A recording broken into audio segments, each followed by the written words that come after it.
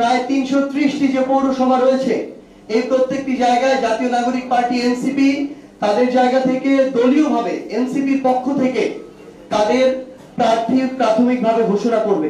বাংলাদেশের প্রত্যেকটি ওয়ার্ড পর্যন্ত আমাদের সাংগঠনিক ভিত্তিকে শক্তিশালী করার জন্য আমরা একই সাথে সাংগঠনিক কার্যক্রমগুলো চালিয়ে যাব। এই সাংগঠনিক কার্যক্রমটি আবার নতুন করে পুরো উদ্যমে আমরা শুরু করতে যাচ্ছি।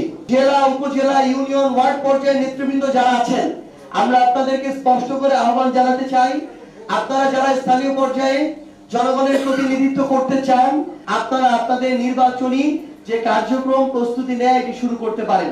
সাক্ষাৎকারের মধ্য দিয়ে আমরা আগামী কয়েক সপ্তাহের মধ্যেই বাংলাদেশের আমাদের প্রত্যেকটি সিটি কর্পোরেশন, উপজেলা এবং পৌরসভায় আমরা আমাদের প্রাথমিক প্রার্থী ঘোষণা করতে চাই।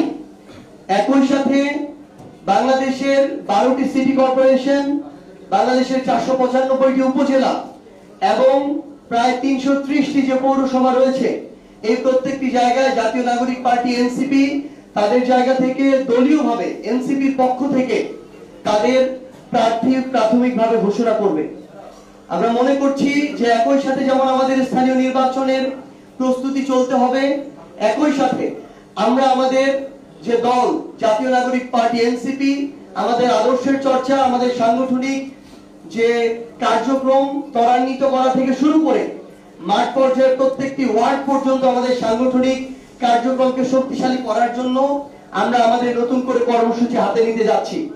সেই জায়গা থেকে স্থানীয় নির্বাচনের প্রস্তুতির পাশাপাশি বাংলাদেশের প্রত্যেকটি ওয়ার্ড পর্যন্ত আমাদের সাংগঠনিক ভিত্তিকে শক্তিশালী করার জন্য আমরা একই সাথে সাংগঠনিক কার্যক্রমগুলো চালিয়ে যাব।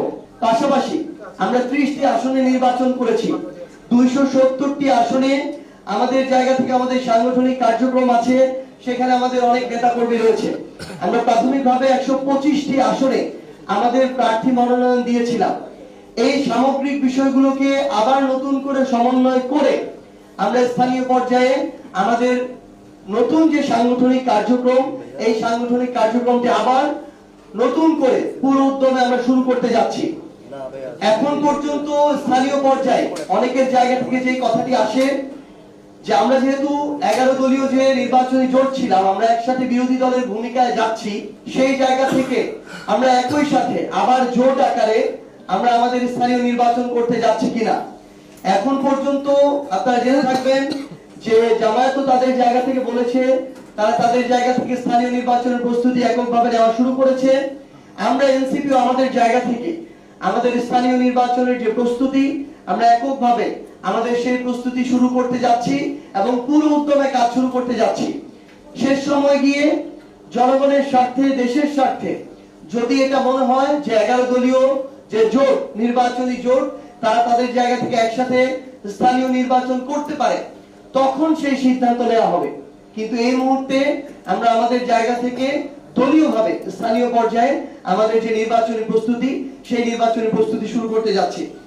আমরা আজকে আপনাদের মাধ্যমে সারা বাংলাদেশের প্রত্যেকটি সিটি কর্পোরেশন, উপজেলা, পৌরসভা, ইউনিয়ন থেকে শুরু করে স্থানীয় পর্যায়ের যেই জায়গাগুলোতে স্থানীয় নির্বাচন হয়, আমরা আমাদের কেন্দ্রীয় থেকে শুরু করে জেলা, উপজেলা, ইউনিয়ন, ওয়ার্ড পর্যায়ের নেতৃবৃন্দ যারা আছেন, আমরা আপনাদেরকে স্পষ্ট করে আহ্বান জানাতে চাই, আপনারা যারা স্থানীয় পর্যায়ে জনগণের প্রতিনিধিত্ব করতে চান, আপনারা মনে করেন জনগণের কাছে আপনাদের ওই গ্রহণযোগ্যতা আছে, আপনারা কাজ করে এসেছেন, আগামীতেও করতে চান এবং ভোটের রায়ের মাধ্যমে জনগণ আপনাদের উপর আস্থা রাখবে, আপনারা আজকে এখন থেকে স্থানীয় পর্যায়ের ওই ইউনিটকে সামনে রেখে আপনারা আপনাদের নির্বাচনী যে কার্যক্রম প্রস্তুতি নেয় এটি শুরু করতে পারেন।